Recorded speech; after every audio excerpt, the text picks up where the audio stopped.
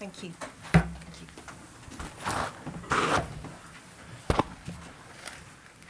Chair will now be hearing from Daniel Small, if the witness can be sworn. Thank you, Mr. Lewis. Stand up, please, and repeat after me. I do solemnly, I do solemnly, sincerely and truly declare and affirm that the evidence I shall give that the evidence I shall give shall be the truth, shall be the truth, the whole truth, the whole truth, and nothing but the truth. and nothing but the truth. Thank you, you may sit down. Thank you. Thank you. Can you give your full name, please? Daniel Small. Okay. And Mr. Small, I believe you gave a statement to the inquiry dated the 10th of February 2022. For the inquiry's reference, that's at BDP 00003. And Mr. Small, you should have a copy there with you at tab 1. And Chair, I'd ask for that to be adduced in full so that I won't have to go through everything in the statement so that it's already in Indeed. evidence. Thank you, yeah. Mr. Small, just to start off with some of the background, you worked at Brook House from November 2015 to December 2017, is that right? I believe so, yes. And you'd previously worked as a security guard beforehand, Yes. and you thought that Brook House was going to be a step up, is that right? Yes. You say at paragraph 5 of your statement that the recruitment process didn't prepare you for working at Brook House. Absolutely not. What did you think the job was going to be like? Truthfully, I don't know what I was expecting. From the interview process, I remember sitting in a room discussing a scenario that had no relevance to the job. And to be honest, I don't know what I was expecting to work in an environment like that. I mean, at its very basics, did you understand that you were going to be in a detention centre with a lot of people who were detained who didn't want to be there? Yeah, I would say that. And did you understand how many people were going to be No. there? No. No. And did you understand that you might have to use force on those people sometimes? Yes. And did you understand that the people there might have certain vulnerabilities, like mental health problems? No. Okay. You say that you think the training course should have included a lot more discussion about what daily life at Brook House entailed. What can you think of that would have prepared you better? At the time, it wasn't possible to go view the centre. I think a few trial shifts potentially, just to see if the job was correct for you or not, because it's quite a difficult environment to work in, to be honest. I don't know how they could solve that. And do you think if that had happened, you would have carried on and gone for the job there? Potentially, yeah. One of the things you say in your statement, I believe at paragraph 12, is that you believe you should have been offered training on mental health issues. I think that's talking about before your employment. Did you ever receive or were you ever offered training on mental health issues? No, sir. And did you feel that that left you prepared to deal with the mental health of detainees? I wasn't prepared to deal with mental health. Did you ever raise the lack of training that you received? No. Why? I knew nothing different. This is my first serious job, so this was completely new to me. So when you're doing the job and there's people with mental health problems and you're saying that you didn't feel prepared to help deal with them properly, did you not think that might be a time to say, manager, DCM, can I get some training about this? I get where you're coming from, but who am I? I'm just a number in G4S. I'm new to the job, new to having a proper job, to be honest with you. So do you think what do you think would have happened if you had asked? nothing. And I think we may already know the answer to this from what you've said, but were you aware when you were working at Brook House what to do if somebody exhibited signs or symptoms of PTSD? No. And were you aware of what, if anything, you could do if somebody's health got a lot worse whilst they were at Brook House? I think they had a welfare office. You could potentially speak to the officer in there, but I wouldn't know what that would entail. Did you know anything about referring someone for a Rule 35 report? Does that mean anything to you? I have no idea what that is. And what about ACDT? Did you know anything about opening an ACDT? Not opening. I knew sitting there on a constant watching them for a period of time, let's say 4 or 5 hours, but I've never opened one before, no. So you dealt with detained people who'd already been on ACDTs. You did some of the observations, but you didn't know the circumstances in which you might have to open one. No, sir. Okay. I want to move on to ask you some questions about the culture at Brook House. At paragraph 6 of your statement, you say that there was a very macho culture at Brook House, and that if you encountered a problem, you were expected to man up and deal with it yourself, Yes. rather than seeking help. How was that expectation conveyed to you? Can you rephrase that question? Yeah. So you say that there was a culture where you were expected to man up. Yeah. Where did you get that expectation from? All officers, managers, just their bravado, just get on with the job. So everyone did. Did anyone actually say to you need to man up? No, I don't believe so. There may have been occasions where you can get the hint, in a sense, just get on with it. I certainly couldn't rely on my manager or my line manager to fix any issues. Why did you say that?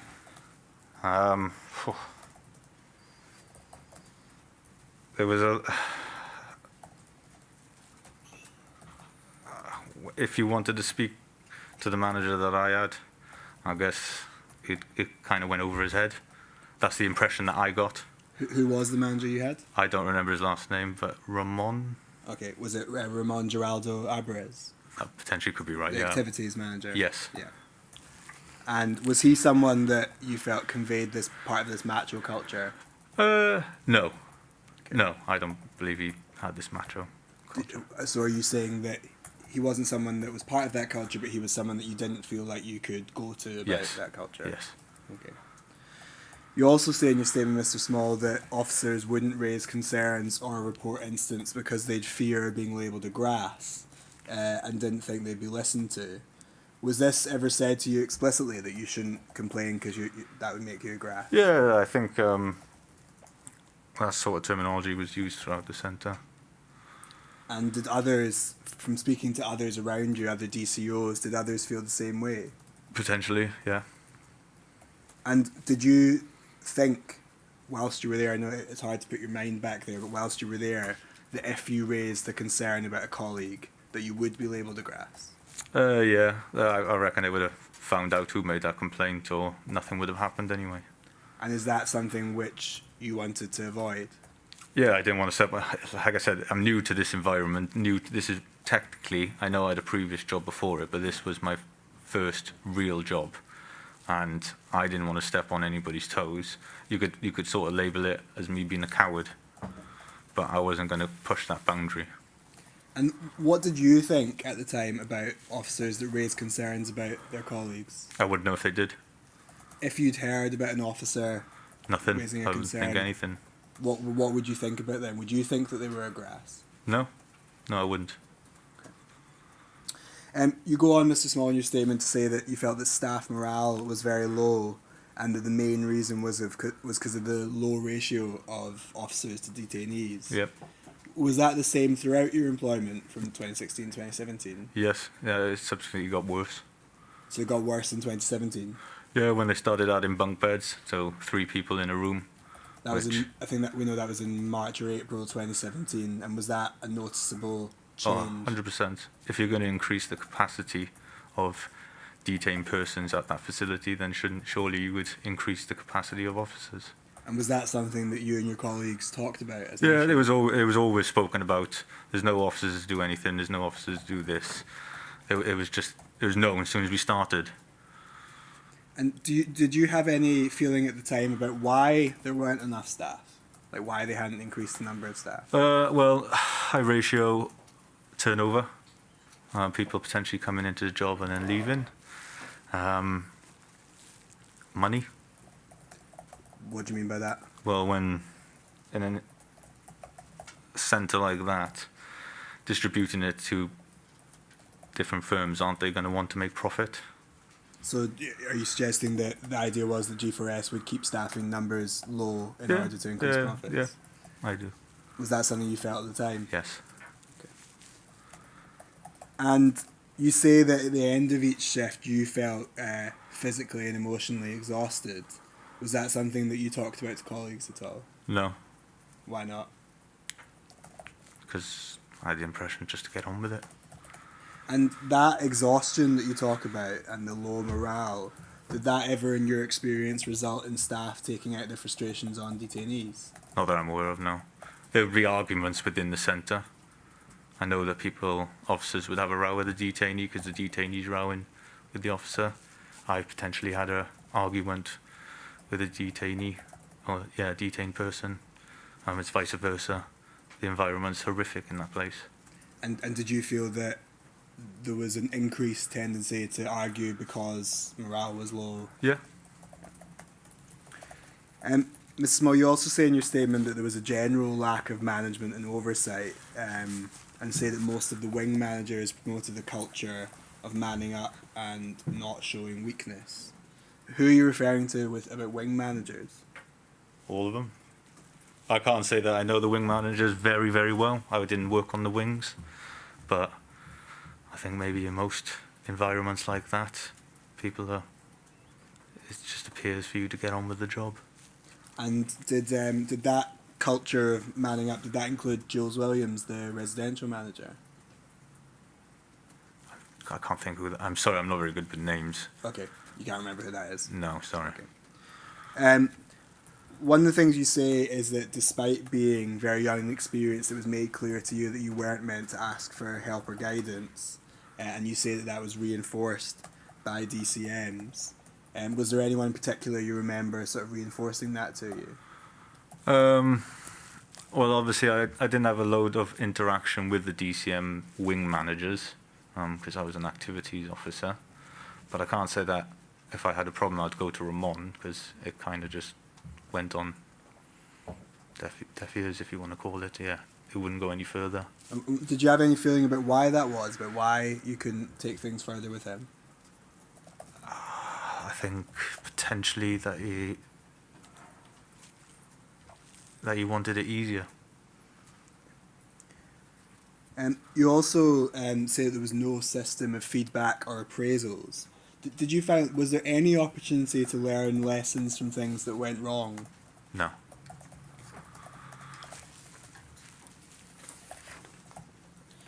And you say, Mr. Small, that you believe that this impacted on the treatment of vulnerable detainees, and you give as an example the fact that self-harm was widely interpreted as an attempt to stop deportation rather than being a symptom of poor mental health. Yeah. Was that something that you interpreted as well? Yeah. And why do you think you got that impression? Because other officers would say that. More experienced officers would say that, and I just cotton onto it. Did you feel that there was a culture of disbelief about detainees' mental health? I don't know. Mental health is a tough subject, isn't it? And without that knowledge or experience, knowing about mental health, I really couldn't comment on the matter. And did these views about self-harm being an attempt to stop deportation, do you think that affected the way that you responded to it or that others responded to it? Yeah, potentially. Maybe you get desensitized by the situation. Yeah. If somebody told you that they were going to hurt themselves or to kill themselves, would you take that at face value, or would you think that they were trying to manipulate you? No, I'd take it and notify a manager, but whatever was done about it, they'd potentially put them on an ACDT, or I think that's the name of the form, and go from there. If there was serious risk, then they would be potentially taken down to E-Wing, I believe. Okay. And you say in your statement that you had no direct contact with senior management. When we're talking about senior management... Not the management on the wings, the hierarchy. The higher up, so that's Ben Saunders, Steve Skett. Yeah, there was only one incident that I had direct contact with them. With them? Yes. What incident was that? I was interviewed for 2 days. Oh, that's the disciplinary investigation.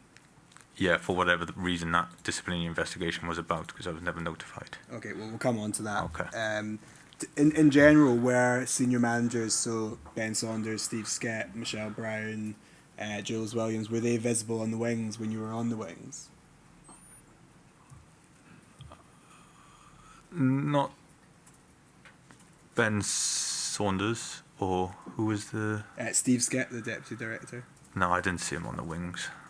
Michelle Brown. I'm trying to think who Michelle Brown is. Okay, she was head of security in 2017. I didn't see her much on the wings either. Okay. And the other gentleman, Yeah, Jules Williams, who he's already said you couldn't I'm starting to think remember. who he was. He's a residential manager. I think he'd be on the wings quite a bit. Okay. But you felt that you didn't really have direct contact No. with this group of people? No. And one of the things you say more broadly, Mr. Small, is that you felt some pressure to conform to the type of behaviour that we're talking about that was exhibited by more senior officers and not to show any perceived weakness. That's at paragraph 30 of your statement, in case you want to see it.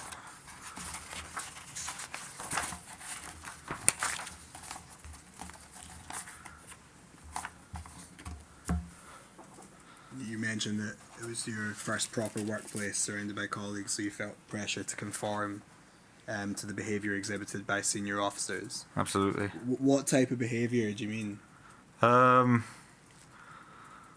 Swearing, being macho, getting on with the job, everything that we've stated so far. People will complain about their jobs most daily, but they still get on with their job. And when you mention senior officers, are you talking about DCMs? DCMs, when I say senior or more experienced, DCOs have been there for a long period of time, Okay. and potentially managers as well. And is there anyone in particular that, or any people in particular that comes to mind that would sort of, that you took that from? No, sir, just everyone on the wings. Okay. You talk about staffing levels. We've already briefly mentioned it in your statement, and you say at paragraph 34 that you don't think that the requirement of 2 DCOs per wing was sufficient, and that even then it wasn't always met. Is that right? 100%. And you say that because of staff shortages, activities staff like yourself would have to cover the wings, and this would mean that there could be delays in opening the courtyards and the gym. Is that right? Yes. And what was being prioritised instead of the courtyards of the gym? What do you mean? So, what was it that was stopping you from being able to open the courtyard and the gym in time? Officers not returning from their break on time. And so that meant you were having to go onto the wing and do what? And remain there, assist with getting them the doors open and getting their food for the detained persons. But if officers don't return on time, then, or if they started a late lunch, then the IT room, the library, the courtyards wouldn't open. And do you think that there was enough value placed on the importance of the library, the courtyard, the gym, the IT room, about how important that was for detained people? Do you think, as a whole, Brook House valued that enough? No. Okay. No, it wasn't valued enough, because there would be officers say what do activities actually do. But in reality of things, you know, the detained persons at this environment, they rely on it. It keeps them busy, gets them out of there on the wings that they're on. And I don't think that was emphasised enough. And do you think that, I mean, you were an activities officer, obviously, do you think that among the activities officers there was a realisation about the importance of this? Yeah, I believe so. But there just wasn't enough staff to... No, there'll be incidents where I've gone onto a wing and there'll be a DCM opening the doors and doing the food, which is unreal to have one person on a wing full of 100 or detained persons.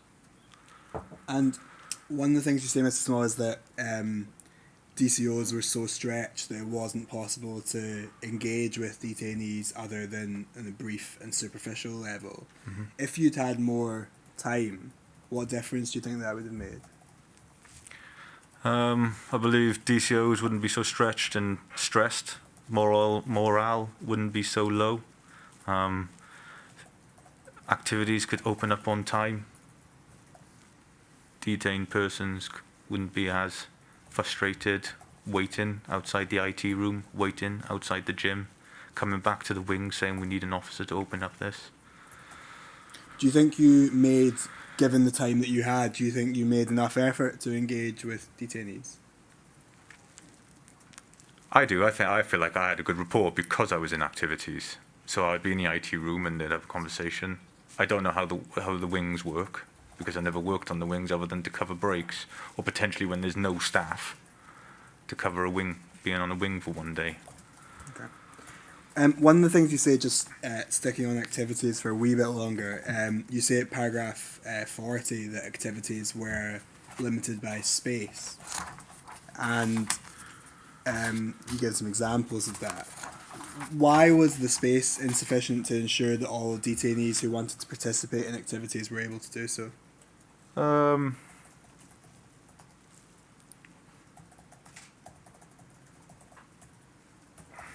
Sorry, I'm just reading it. Yeah.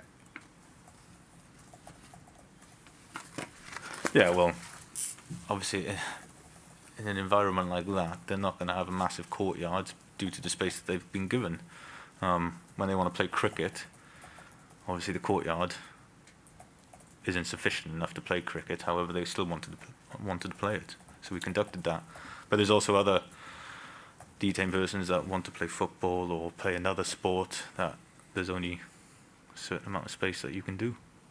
And what other activities do you think could have been offered if there'd been more space?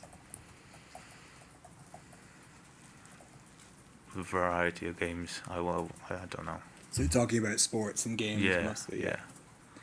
And did you ever raise the lack of space with No. managers? No.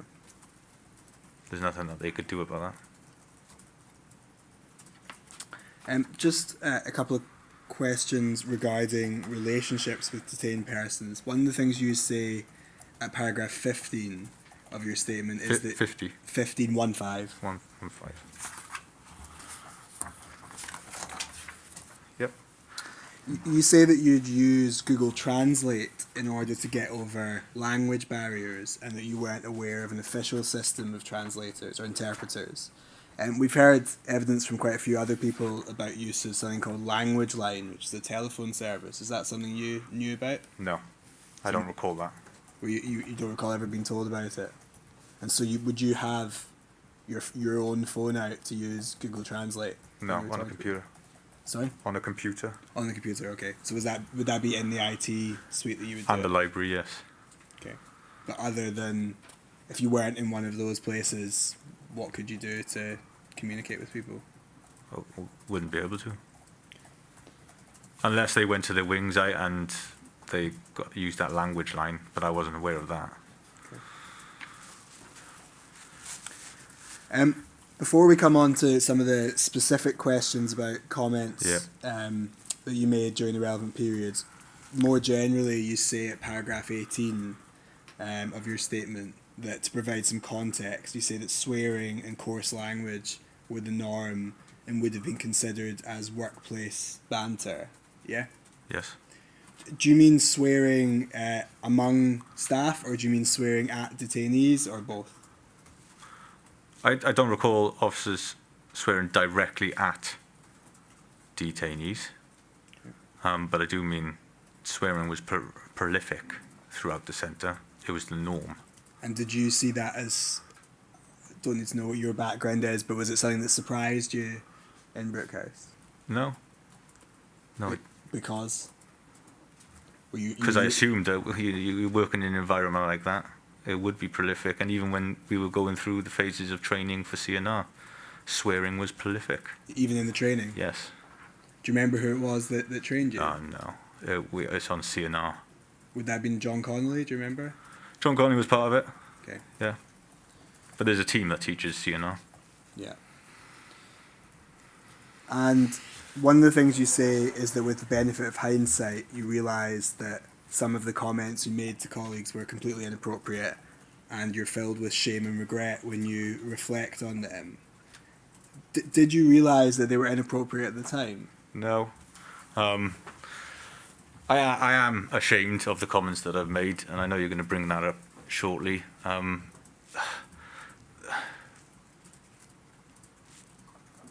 I want to say banter, which doesn't sound great, but the terminology that was used to make people laugh was prolific throughout the centre. That's without a doubt. And one of the things you say is that these comments didn't accurately reflect your views at the time. You're not saying that these were your views then and your views have changed, but you're saying that you never held these views. In reference to what? Well, we'll come on to some of the specific, but for example, in Right, relation to some of okay. the racist comments, Yeah. you're not saying that you held those views at the time and now you've changed. You're just saying that you've never held those views and you were just saying it. Yeah, and I was just saying it. You explain it a little bit in your statement, still at paragraph 18, that the comments were, and you say, firstly, a misplaced attempt to bond Yep. and impress colleagues, Yep. and secondly, a means of coping with the stressful and dehumanising environment. When you say dehumanising environment, do you mean dehumanising for detainees, that they were being dehumanised? I don't think it's not a place that anybody wants to work, and I don't see how it's still going, to be honest. I was absolutely relieved when I finally left and realised how horrific and what it changed me as a person working there. And I'm glad I did leave, and I'm glad that Callum Tully's done what he's done. But like when you say dehumanising, detained persons want to leave, however, they can't leave because the documentation is all there. And then you've got some that don't want to be there and want to get out. So, and the detained persons all come from different backgrounds. Like, we've had a detained person with a huge criminal history, and then someone that's overstayed their visa from America. And how does that put two together in an environment like that? How can I cope? Did you find, though, that the officers were treating detained people as less than human? No, I'm not going to say less than human. Do you think they treated them with the respect that they might treat anyone outside the Brook house? No. Why do you think that was? Just because the comments that were potentially made as banter, just because the swearing was so prolific throughout it. And do you think that a consequence of this attitude and the comments and things like that, do you think that a consequence of that was that some detainees who were, as you probably experienced, highly vulnerable, didn't receive the level of care they were entitled to? Highly vulnerable. Yeah, so some of the detainees, who had PTSD, had severe mental health problems, do you think that they received the level of care they were entitled to as a whole? Probably not, because I wouldn't know if someone was experienced PTSD or anything. I don't have that training. And just you describe this as a means of coping with the stressful and dehumanising environment, but how did making racist remarks help you cope with the stressful environment? It's not. That's a bit inaccurate. It's not making me cope with a dehumanising environment. That's what you say. I know, and I get that, but I think that's been taken out of context a little bit. I mean, the comments that I've made, which I'm sure that you're shortly going to bring them up, there's no excuse for it, and I am really ashamed about what was said, but it was prolific throughout the whole centre. Even DCO Callum Tully has made comments in such an environment as purely just to humour another person, and I can't give you enough example in regards to how officers spoke, how detainees spoke. DCO Callum Tully would make sex noises throughout the whole centre and shout "wet dick." Every officer is guilty of saying something. Do you feel, before we get into specific, do you feel that you have got a bit unlucky that it just so happened that the things that you said were recorded? I'm not saying it was unlucky, no. I think everybody should be held accountable. This is going back 4 or 5 years ago. First job, it was prolific, and everyone made such comments. And it's not something that I'm proud of. I think it's horrific. I am ashamed and embarrassed, to be honest with you. But yeah, there's nothing further I can add in regards to that. Okay, we're going to come on to some of the specifics now.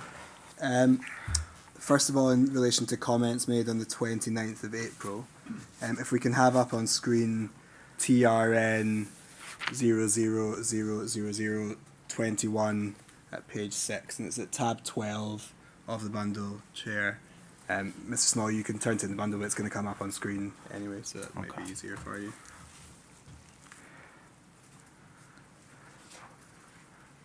Now, this is a record of a conversation between Callum Tully, Dan Lake, and you, I believe. Although it says male officer 2 there, I think you say in your statement that you've watched the footage of this and you accept that this was you. Is that right?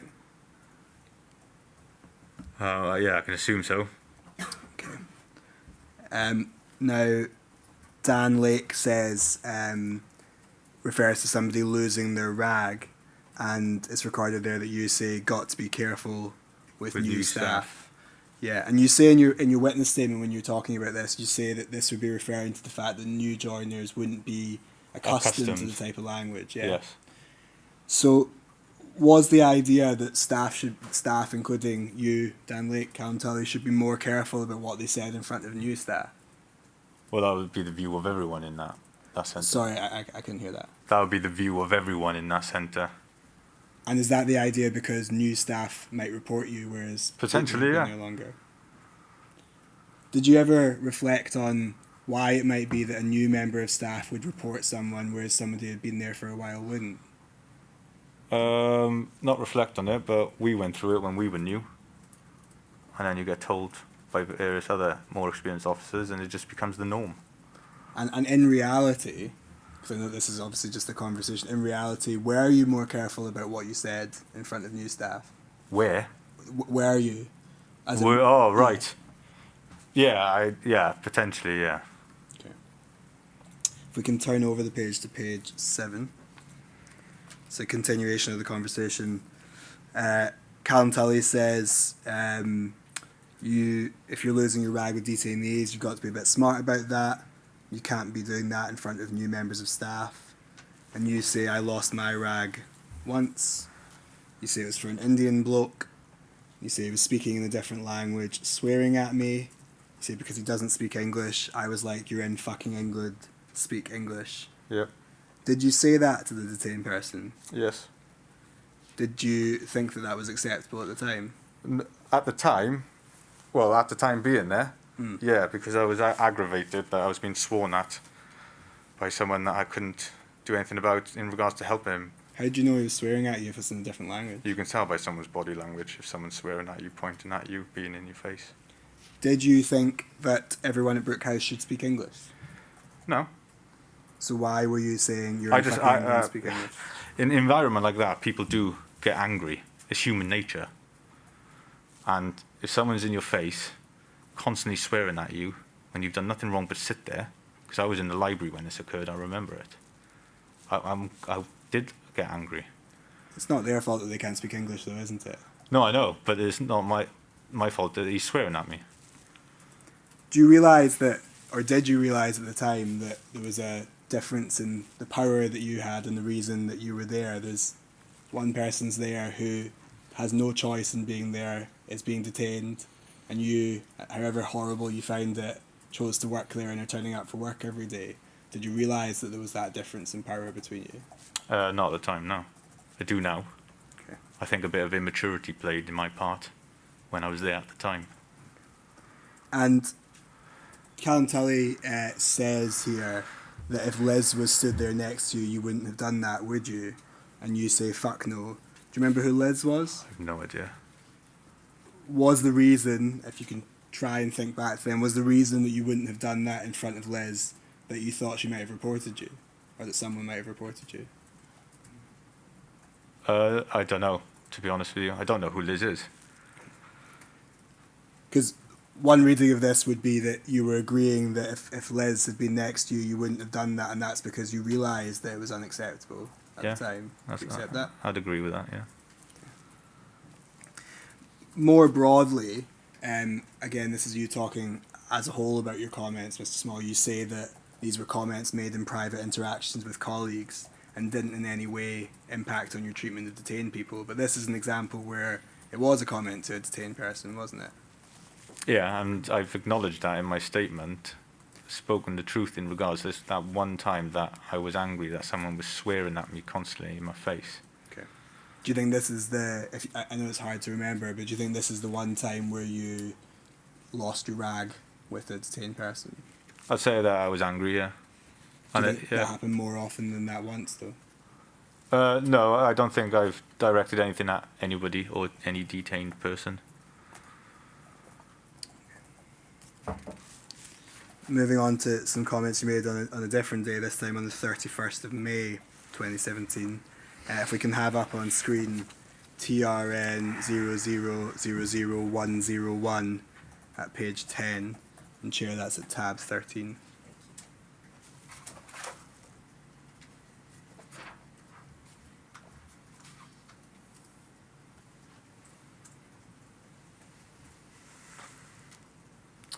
This records a conversation between you and Callum Tully and Dan Lake, sorry. And there's a suggestion, he says, I'm going to make us go to Cleveland. But was this in relation to a suggestion that you and Callum Tully would go to America together? Yeah, we booked a holiday. And he says, I'm going to make us go to Cleveland. You say, I'm not going to Black Central. He asks why.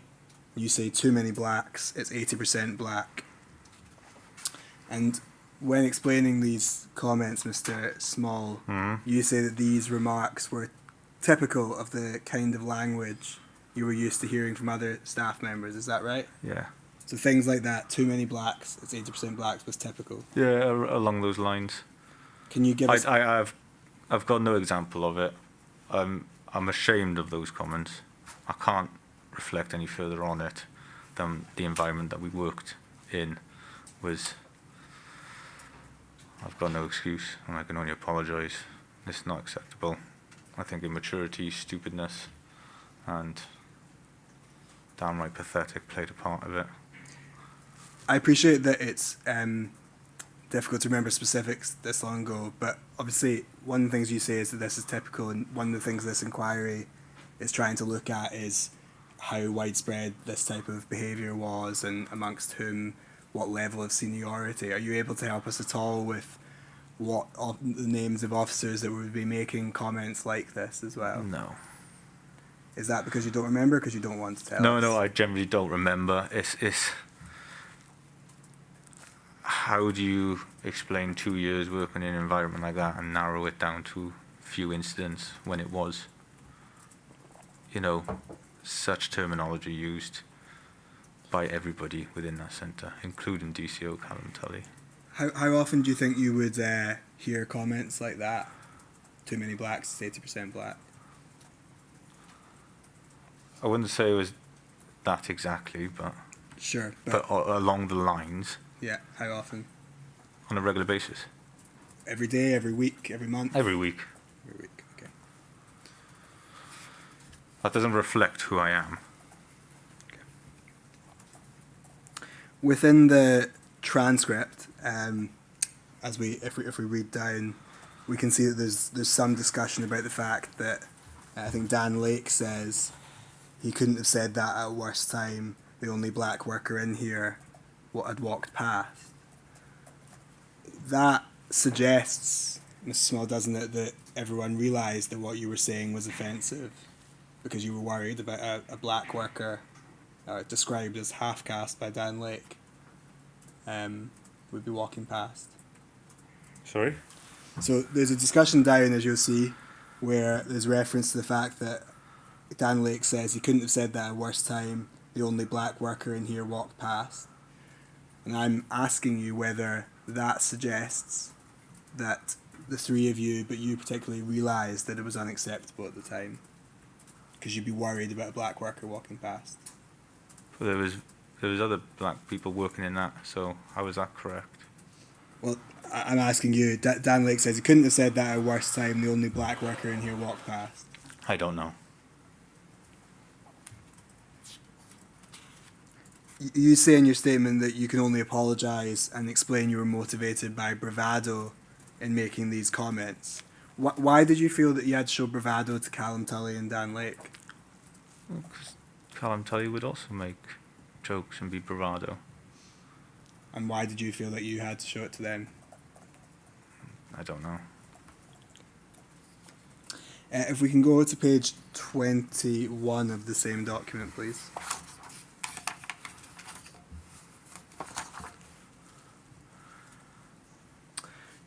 If you can look on screen, I know this is a big block of text, so I won't read it all out, but you can see at the top there, this is a discussion again between you and Callum Tully.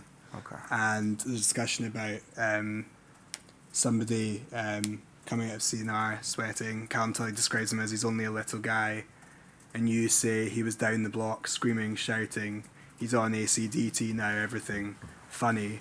And Callum Tully says, mate, what am I meant to do? And you respond saying, no, no, no, I think it's fucking hilarious. Do you remember what did you think was hilarious? No idea. Was this an example of you joking about the mental health of detainees? I have no idea. Do you remember joking about the mental health of detainees that it would be funny that someone was on ACDT? I don't remember now. This suggests, you say it's fucking hilarious. Do you accept that this suggests that you were mocking someone on ACDT? I don't know. Moving on to some comments you made on the 14th of June 2017.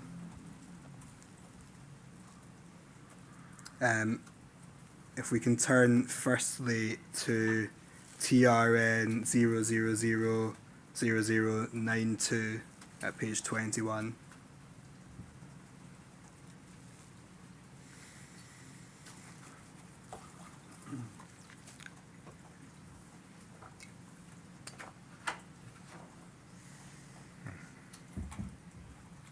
This is a record of a conversation between you and Callum Tully, and then there's a couple of other people that seem to be part of the conversation later, on the 14th of June. And to summarise what's said, you say, Callum Tully says, do you not like London? And you say, no, absolutely not. Callum Tully asks, why not? And you say, spot the white person when you go to London. Callum Tully says, eh? And you say, spot the white person when you go to London, it will never happen, I would never ever move to London. Callum Tully says, what, there's too many blacks? And you say, no, it's just too busy for me, mate, it's overpopulated, it's overexpensive, minority white people. Was the fact that you thought that London was minority white people a reason why you wouldn't move there? No. Why did you say it? I generally don't have any excuses. I know that you're going to keep on going on into this, but I don't know. If we can turn to page 22.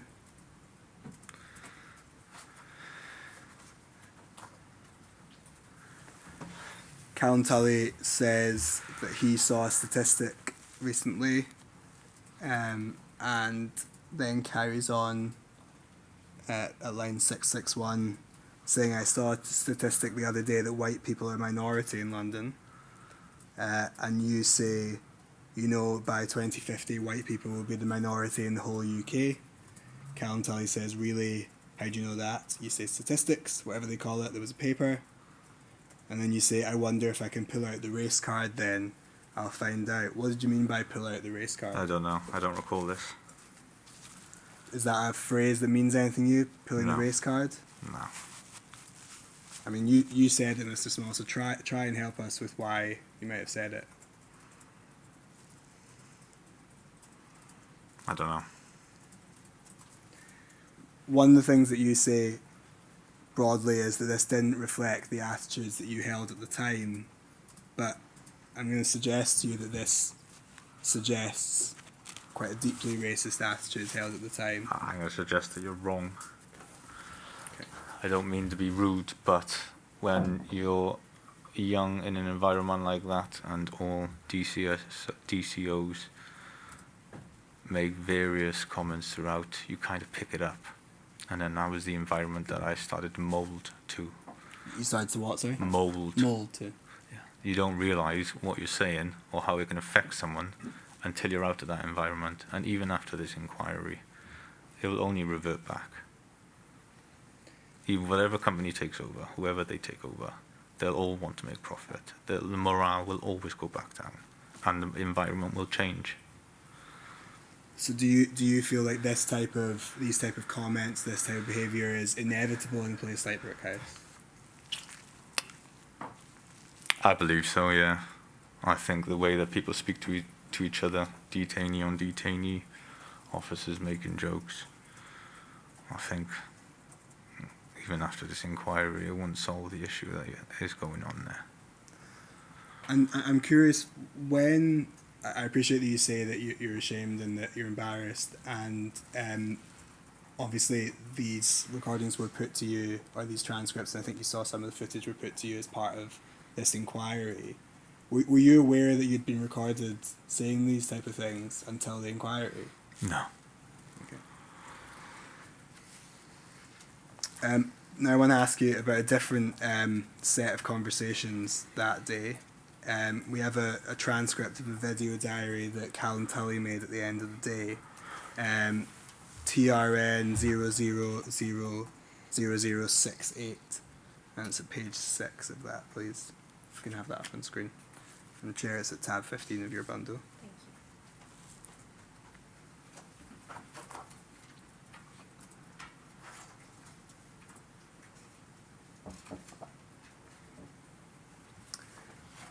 Thank you. Mr. Small, just to give you some context of what this is, I'm not sure if you've seen the video of this before, but this is a video diary that Callum Tully did at the end of each day, where he sort of spoke to, I think it was the producer. So is this his statement? No, it's a transcript of what he said to the producer at the end of each day. So Okay. it's something that he recorded at the day. It's not a transcript of what you said, it's of what he said at the end of the day. And to summarise from the sort of halfway down the page, I don't think we need to read it all out, but Callum Tully refers to a disturbing conversation which he didn't record about the tower block of flats in London that had gone up in flames. This was on the 14th of June 2017, which is the day that the Grenfell Tower fire had broken out. Do you remember talking about the Grenfell Tower? No. Okay. If we can turn over to page 7.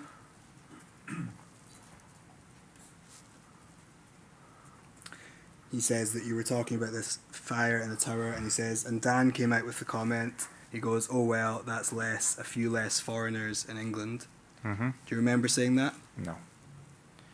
Did you think that the Grenfell Tower fire meant that there were a few less foreigners in England? No. He then notes, to summarise, that he tried to get you to repeat the comment on camera, but that you didn't, but that you did complain about how England should just be for English people, and said that Brook House had made you racist. I'll come on to that last point in a minute, but did you think that England should just be for English people? No, because I'm not English. Now, the latter part of this conversation was recorded, and we have the transcript of that.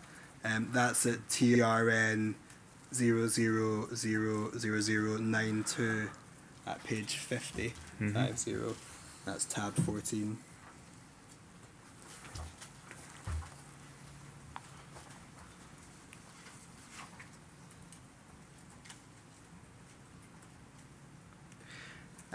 And just to read some of that out, Callum Tully says, apparently there is over 20 dead in this attack, or no, is it not attack? 12 dead, I think.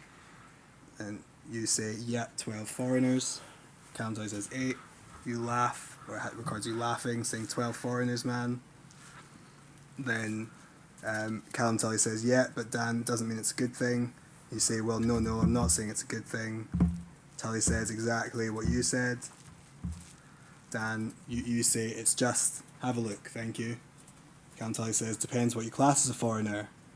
You say, everyone that is not English, including myself. Callum Tully says, exactly, you're not English. Should the country be better off without them then, do you? And you say, yeah, I certainly do that. this job has made me racist, man. Tally says, aye. You say, this job has made me racist. Tally says, do you think? You say, yeah, I can't bear them. Get, someone we called D197 earlier.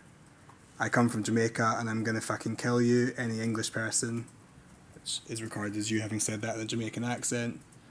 And it goes on. I said, well, why are you here then? Why are you in Britain? Fuck off back, cunt. No wonder if you're in a shithole Jamaica, you want to come to our place of heaven. And then discussion about it being bliss.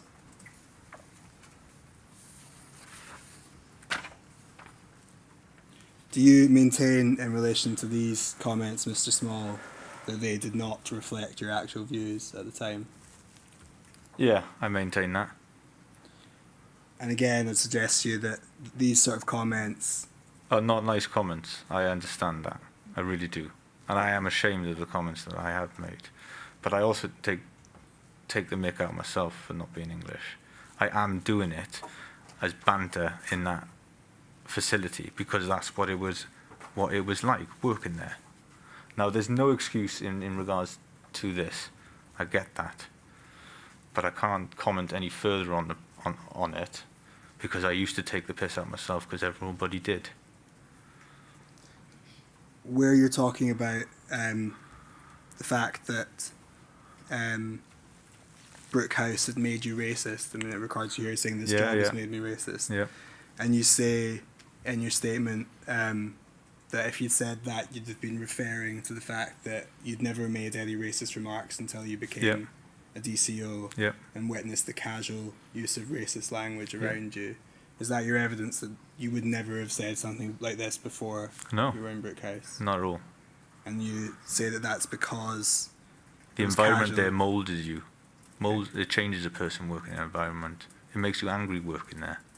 You don't understand the relief that I got when I left that place. I was thrilled that I finally left. And you refer to the casual use of racist language from others. Were you then using racist language because you felt like it was fine, or because you had to, or both? Both. Okay.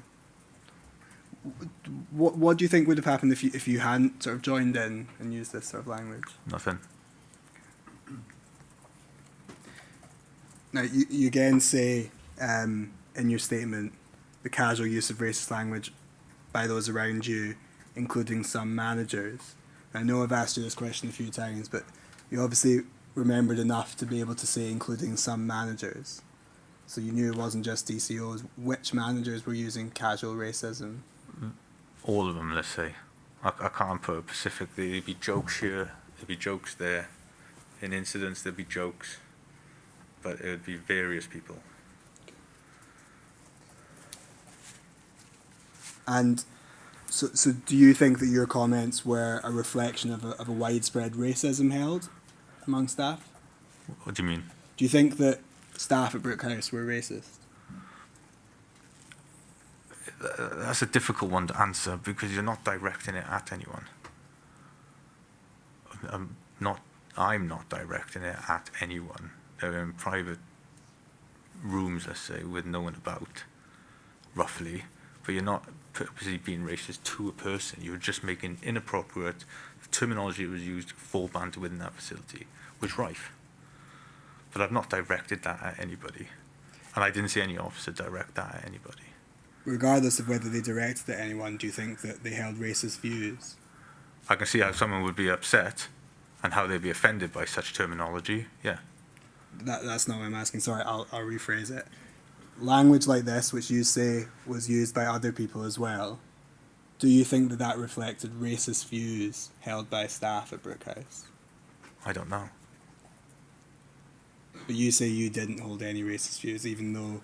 I'm making comments for a joke, the banter in an environment like that, I didn't hold any racist views. But you even say, this job has made me racist. Yeah, by the terminology that I'm using for the jokes, it's made me worse. So what you're saying there is, it's not that the job made you racist, it's that the job made you use racist language. No, what I'm saying is that I've cottoned on, think of it as a sheep in a herd. You know, I'm just following suit what everyone else did. Just using the terminology that was used. Okay. If we can go back to TRN 000068 to page 10, that's back to the Callum Tully's video diary transcript.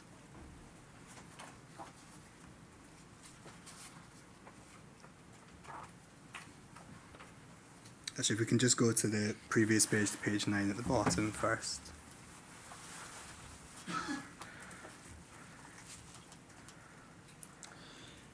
Tully says, the comments that Dan made today, to be honest, they were so horrific that I really have no time for him at all anymore. It's sad because he came into Brook House quite an alright bloke. When he was saying to me, Brook House made him racist, I couldn't help but believe him when he was saying it. Because I've seen him come through the door. I've been working there longer than him, and he wasn't racist when he started working at Brook. If we can turn over. House. He spoke to detainees and treated detainees with respect. And although now he'd never abused them physically, or even verbally like Jan or Derek, you can tell by the way he looks at the detainees, he looks at them as if they're vermin. And it's just really sad to see that this young bloke, who's not much older than me, I think he's about 25, becomes so full of hate. What do you say to the suggestion that you looked at detainees like they were vermin? Well, that's his opinion. But is there anything on his statement in regards to the behaviour that he displayed? I'm asking you about your behaviour. No, I know, but I'm asking, is there anything in regards to the behaviour that DCO Callum Tully? Well, I appreciate what you've said about that, but you're here giving evidence. Callum Tully's already given I think evidence. that's wrong. You don't think you did look at detainees like No. they were vermin? I thought I had a good rapport with the detained persons in that environment. Do you think that you'd become full of hate? I think I became more angry working in that environment, yeah. I wouldn't say hate, but angry. And one of the things you've said in your statement is that you didn't treat any detainee in an unfavourable way because of their race. No. But do you accept that if you were looking at them as if they were vermin, that would suggest that you were? But I wasn't looking at him as vermin. So Callum Tully's wrong about that. Well, yeah. Chair, that might be an appropriate moment to have a break before we move on to the next issue. Can I suggest 3:15? 3:15, thank you. 3:15.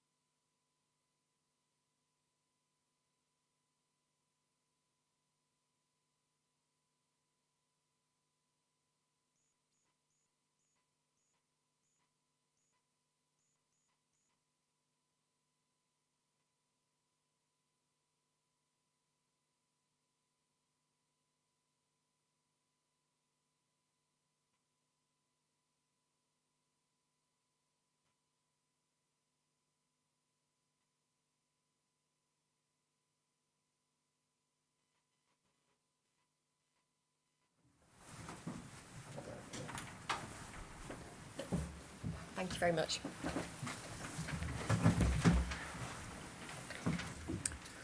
Mr. Small, I now want to move on to ask you about a couple of instances in which you speak about other people's involvement. If we can have up on screen, please, CPS 000024. Chair, it's at tab 4 of your bundle. Thank you. At page 5, please. Just to give you a bit of context, Mr. Small, this is part of a letter which the BBC sent to Brook House in August. So it sets out a sort of log of things that that the BBC were told by Callum Tully. And if we can go down, it's towards the bottom of the page. The sentence starts with "on the 14th of March, 2017." Yep. I can just make that a bit bigger, just so we can see. And just to read out, on the 14th of March 2017, DCO Dan Small told our main source, that's Callum Tully, that he was attacked by a small Afghan detainee care and segregation unit on the 13th, and the DCO Derek Murphy responded by choke slamming him. Brackets, this is a technique where you pull someone into a chokehold against your other arm. It's not an authorised technique. DCO Small said DCO Murphy was squeezing so hard that DCO Murphy's face went bright red. DCO Small said both he and Murphy then restrained the detainee using approved techniques outside the office because there were CCTV cameras. Mr. Small, you addressed this in your statement, paragraph 44, saying that this does accurately describe the conversation you had with Callum Tully, Yeah. but that the account you gave him was embellished for dramatic effect. Is that right? Yes. Why did you feel the need to embellish something like this? Because I was immature. Okay. And you, it records you describing, in your statement you describe what happened to the best of your recollection, saying that, as far as you recall, the detainee put you in a chokehold and you called for assistance, Yep. following which Derek Murphy took him to the ground. And you say that you don't recall the exact hold that Murphy used, but it may have been a chokehold. Is that right? Potentially, yes. Given that that was in the room though. okay, that was inside the office. Office, no. So it says here that in the care and segregation unit. Is that what you mean? Yes. Yeah.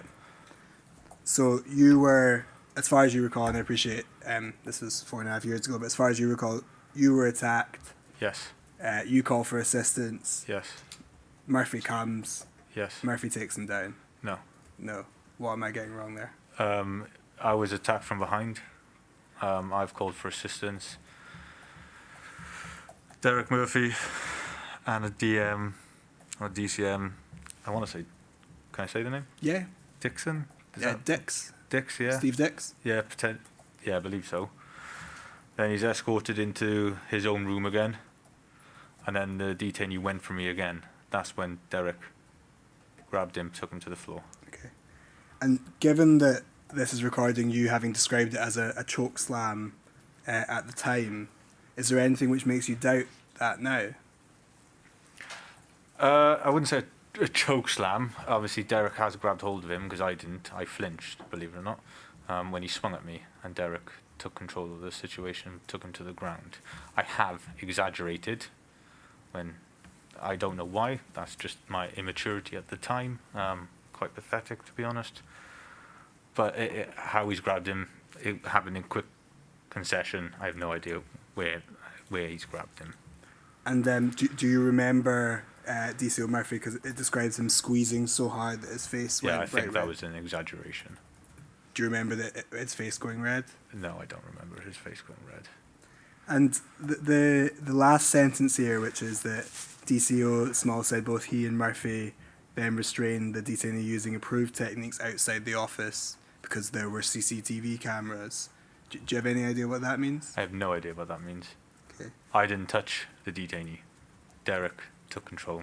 Derek has done CNR multiple times in that environment. When the male swung at me in his room, I flinched. That's why Derek took control.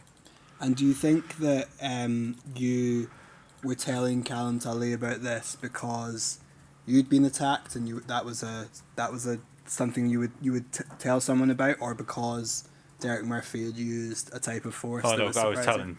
telling Tully, because we shared an office together, that I'd been attacked for the first time. That was the first time you'd been attacked. Yes. And that was why it was a sort of presumably a big deal for you. Yes. And do you remember, were you surprised by the force used by Derek Murphy? Surprised? Yeah. In what way? Well, as you would presumably appreciate, grabbing someone by the throat is not an approved technique. But yeah? I don't know if that occurred. Sure, but But this requires... I've over-exaggerated it, embellished it, as you'd say, to Callum Tully. I can't confirm how he's grabbed him, but Derek stopped him from hitting me again. Do you remember the incident as being something, and Murphy's part in the incident being something that was exceptional, or was the thing that he did something that was normal? I think it was normal. A manager was there. Okay. And do you remember whether you completed use of force forms about I this don't incident? know. I don't. I must have filled out a use of force form potentially. I don't know, but I wasn't spoken about the matter. I goes back to get on with the job. Okay.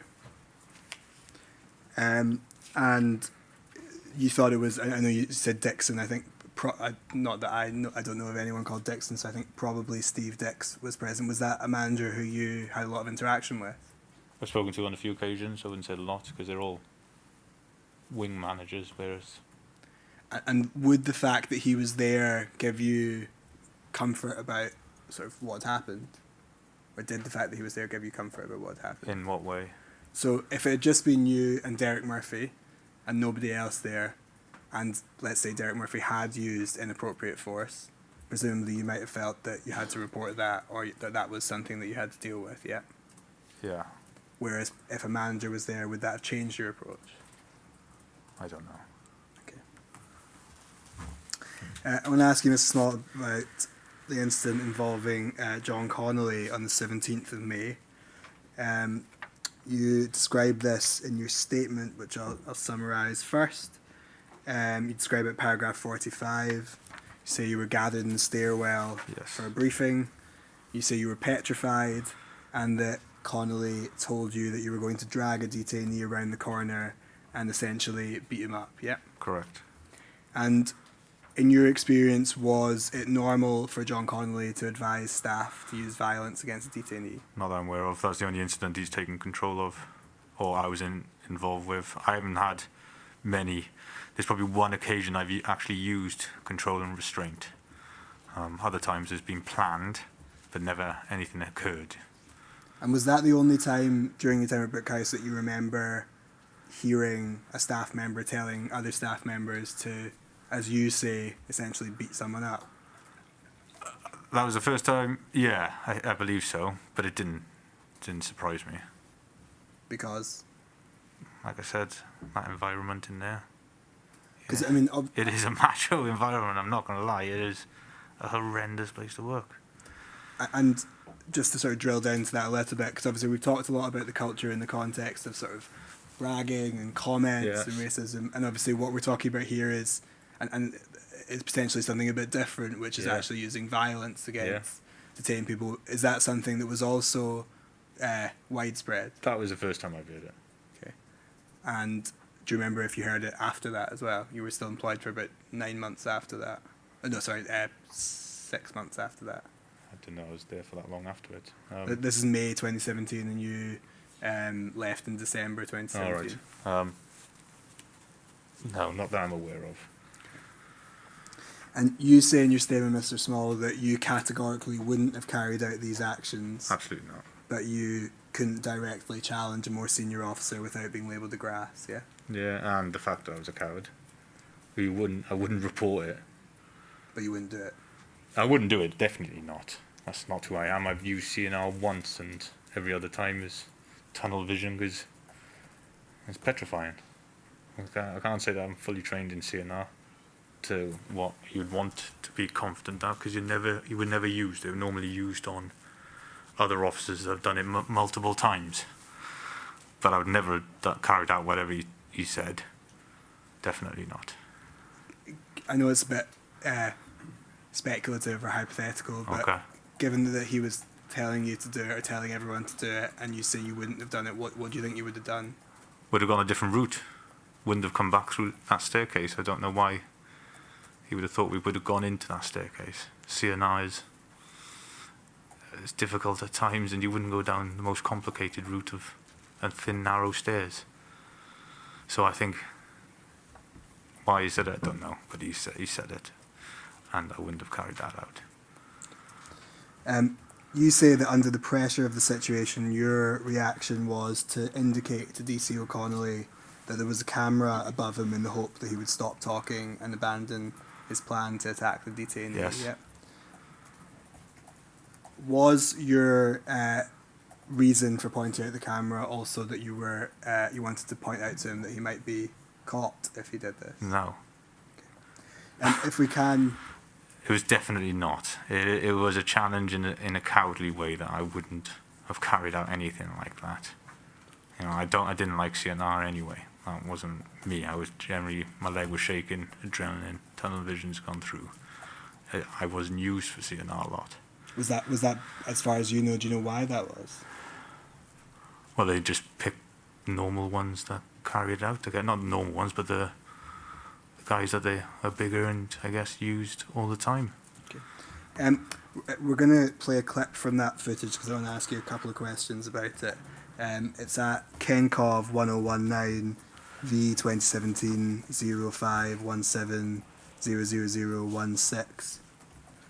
And if we can play it from about 4 minutes 50, once we get that up.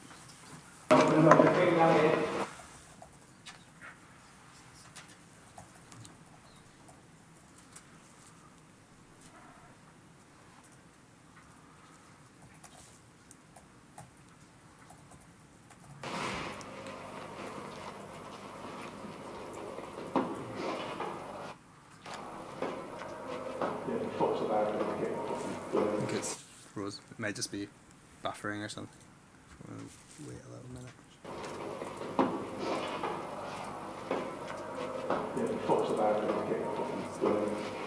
We just pop.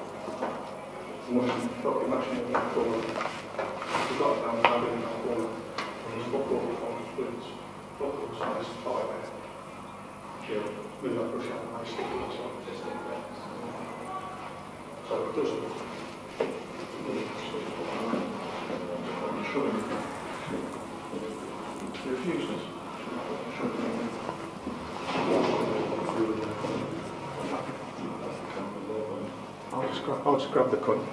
Right. Can we stop? So that was you pointing at the camera saying, "Camera there, boss." Mm-hmm. Yeah. And in response, what did you hear Connolly say? I'll grab the cunt. What? I'll grab Okay. the...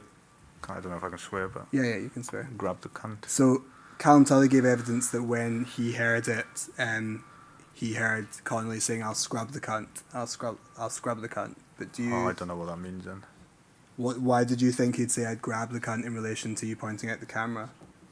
I have no idea. That's what I just heard then. I don't know what scrub means.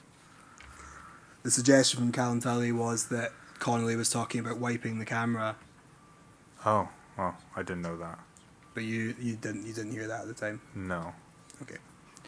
Now, Mr. Smart, as you'll be aware, as part of that incident, Connolly also suggested to Callum Tully that he call the detainee the N-word, which I prefer not to say at the moment, but do you know what I mean by that? Yes. Yeah. Do you recall him saying that? No. Would the use of that term have surprised you? Is that something you heard around Brook House? Yeah, I've heard that term throughout Brook House.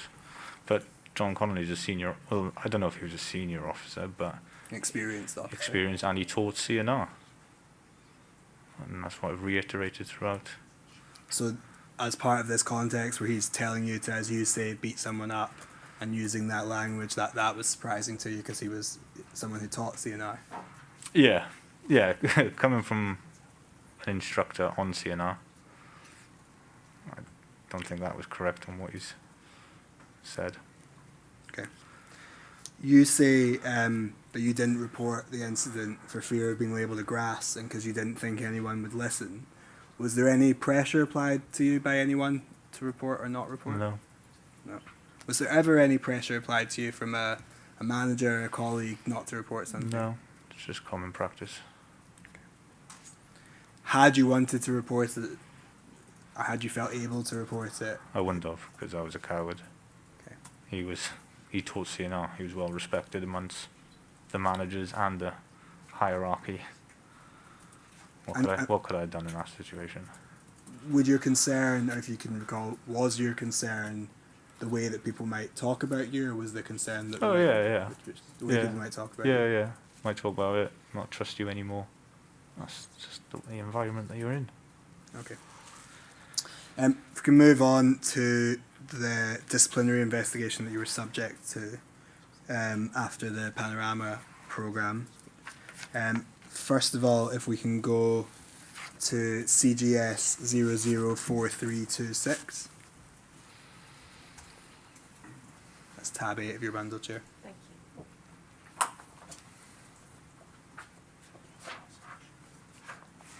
This is the investigation report. If we can go to page 3, please. This had noted previously that you were named as a witness to the alleged assault. In the notes, you were interviewed on 3 occasions between the 6th and the 8th of September. So the first time for about 1 hour 20 minutes or 1 hour 15 minutes. Second time for 1.5 hours. Oh, sorry, I said 1 hour 15 minutes, just 15 minutes. Then 1.5 hours, and then for 50 minutes on 3 consecutive days. Do you remember that? Yes. And just to summarise the following pages so that we don't have to go through it all, but what that report shows is that you were initially questioned about being a witness to an incident involving Sean Sayers, yeah? Mm-hmm. And then it was ultimately discovered after a few interviews that you weren't there. And weren't After involved. my own, that's from me doing my investigate pass, not them. Yeah. And you at the end were able to say that I wasn't there, and then I think they asked you whether, well, we can come on to this in a second. If we go to page 4 of this, so this is talking about the second interview. It notes a few paragraphs down. It says, you can barely remember what happened last week, let alone 15th of June. Throughout the interview, DCO Small presented as nervous. Notes that you denied knowing anyone at the BBC or having any contact with them. What did they ask you in relation to that? Various questions, to be honest. I think they were also interested that I had a holiday booked with DCO Connolly. Yeah. Did you feel that they were investigating you both for your involvement in the incidents and also for potentially being alongside Callum No, Tully? I felt they thought I was with Callum Tully. And during that second interview, you were also asked whether you'd had any other involvement in any of the things shown in Panorama. And I think you volunteered that you were present during the incident with DCO Connolly that we've just looked at, yeah? Yeah. And you said that it was you that pointed out the camera and that you didn't report it. Yeah. Yeah. So this was the investigation stage, then proceeded to a disciplinary hearing with Sarah Newland. Yep. That was in the end of September 2017. If we can turn to CGS 006639, please. Tab 7, Chair. So that's what that interviews were about then. So we had, so that's a disciplinary report which shows 3 interviews, 3 days in a row. That had nothing to do with any discipline, just the fact that they wanted to find out if I was working alongside Callum Tully. Is that's what you felt? That's my opinion of it, yeah. Okay. So you Because they felt, never updated me in regards to what that was about. Okay. But those were the 3 interviews where they asked you about your involvement in the Sean Sayers incident. You ended up going away and doing your own research and finding out that you weren't there. Nothing to do with it. Yeah. That's the interaction that you wanted to know. What interaction I've had with the hierarchy. Yeah. That's when I approached Ben. Sorry? Ben, is his name Ben? Well, Saunders, yeah. So Ben Saunders was the director. That's when I went to his office. To say that you hadn't been involved. I haven't been involved, and I'm being treated like horrific for 3 days. They were continually interviewing me because they believed I was in on the BBC Panorama. Okay. And so then, after you told them about the Connolly incident and said that you didn't report it, you had a disciplinary hearing. That was with Sarah Newland. Do you remember that? Yes. And if we can go to page 6 of this document, please.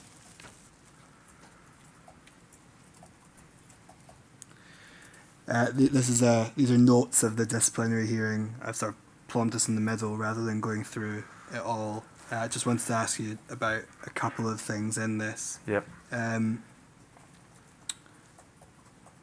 So Miss Newland says the lack of action is not good at all. Just to be clear, you're not condoning the behaviour. This is in relation to Connolly using the N-word. You say absolutely not. And then Sarah Newland says, would you have felt comfortable challenging JC? And it's recorded that you said, yes, CNR is part of a team and he's more senior in charge. I should have said it a bit harder. So were you saying that you would have felt comfortable challenging? Oh, I wouldn't have. That was a lie. Okay.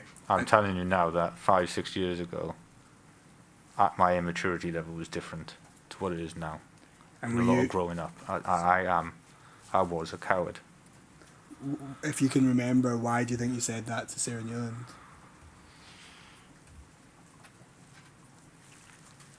Fear of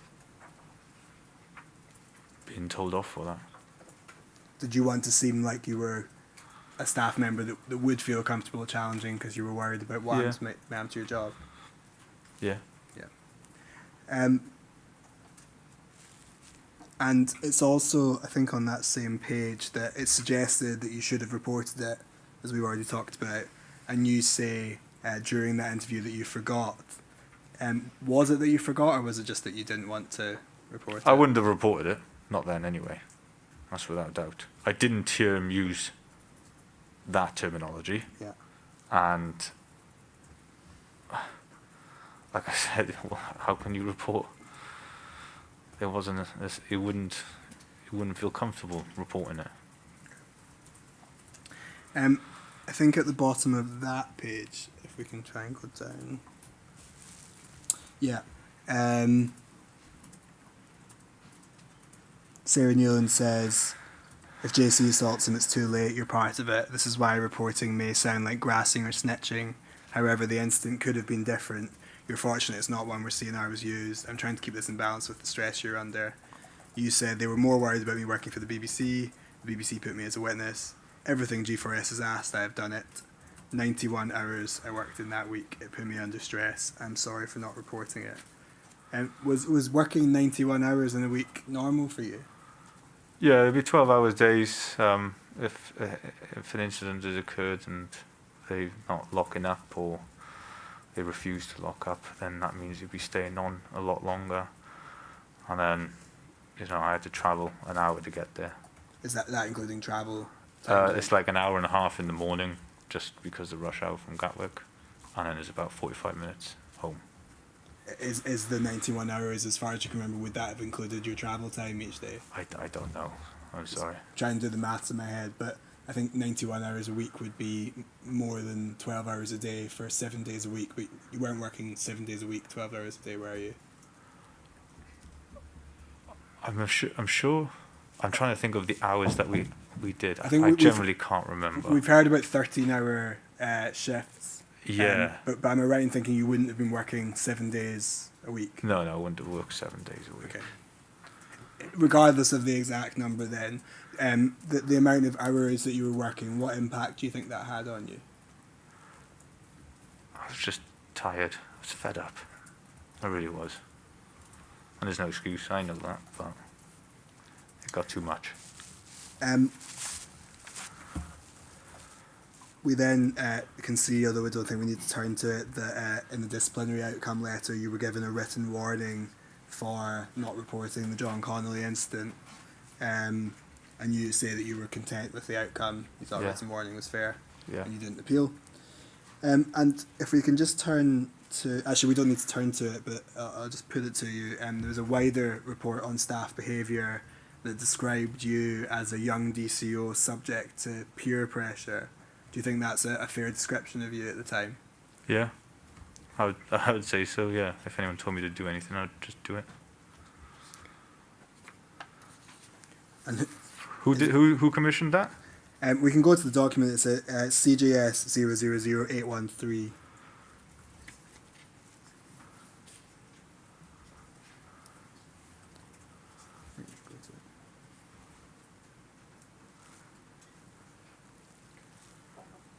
So this is a sort of broad report that was done into, because after at Panorama they obviously had individual investigations into different staff, including Okay. you, and then this is the sort of overall report. And if we go to page 8, I believe it is.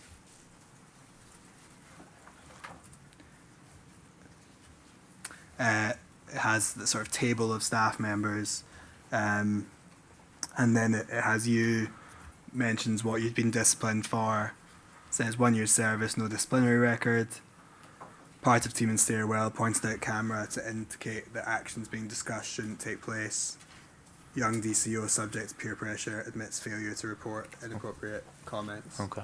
And do you think that's a fair way of describing you at the time? Yeah. Now, I think we've already possibly bottomed this out, but you say in your statement that in addition to the disciplinary process, you were subject to a separate investigation. Is that the 3 days that Yes. we were just talking about? Yeah. Yes. And you felt that that was more about seeing whether you were part of the BBC rather than Without about a your doubt, conduct. that's the way I felt. Okay. And you then resigned in December 2017, so that was about 3 months, 2 to 3 months after this. And you say in your statement that the reasons contributing to you leaving were the length of your commute, which you've already told us about, the lack of management support, and the working conditions and environment.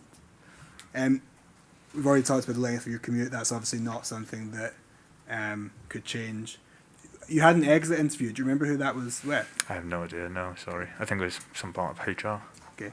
And the other two, which is the lack of management support and the working conditions / environment, were those things that you felt could change? Could change? Yeah. No. You feel like they were sort of, we talked before about certain things being inevitable at Brook House. Did you feel like those were things that were just inevitable? Yeah. I also brought up with them that how I was treated for those 2-3 days in those interviews, because it felt like an interrogation. And so once that had happened in September, and over the next couple of months, presumably you just... That was enough. I was looking for a job. Okay, and that's, you left when you left because you had another job? Yeah. And I think we've already clarified this, but at the time you left, you weren't aware that you'd been recorded making the No. sort of comments that we've been over today. Is that right? Yeah, no. Okay. And so presumably that didn't have any impact on your decision to resign? Okay. Chair, I've got no further questions for the witness. I don't know if you have any. Thank you. I just have one question for you, actually, Mr. Small. Yeah. Do you remember understanding the difference between G4S management staff and Home Office staff? Were you aware of Home Office staff in Brook House? when Yes, you they were on working the top floor, secluded to themselves, ma'am. Did you ever see them in the... Once. Okay. I don't recall what that was about. But yeah, just the once. Okay. Thank you. That's the only question I have for you. Thank you very much for giving your evidence. I know it's not an easy experience, but No, I'm just embarrassed, but yeah, thank you. it's been important to hear your evidence, so thank you. Chair, Livingston. that's us finished with the evidence for the day a little early, you'll be pleased to know. Just before we wrap up for the day, just one thing. My colleague, Mr. Altman, QC, forgot to adduce Mr. Fraser's witness statement earlier in the day. So if I can ask you to adduce that in Adduce that in full full. at INQ 000137, please. Indeed. Will do. So thank you, Chair. Thank I think you. we'll be starting tomorrow morning at 10 o'clock with Dan Lake. Indeed. Thank you. Thank you. Thank you very much, Mrs. Moore. Thank you. See you tomorrow morning at 10. All rise.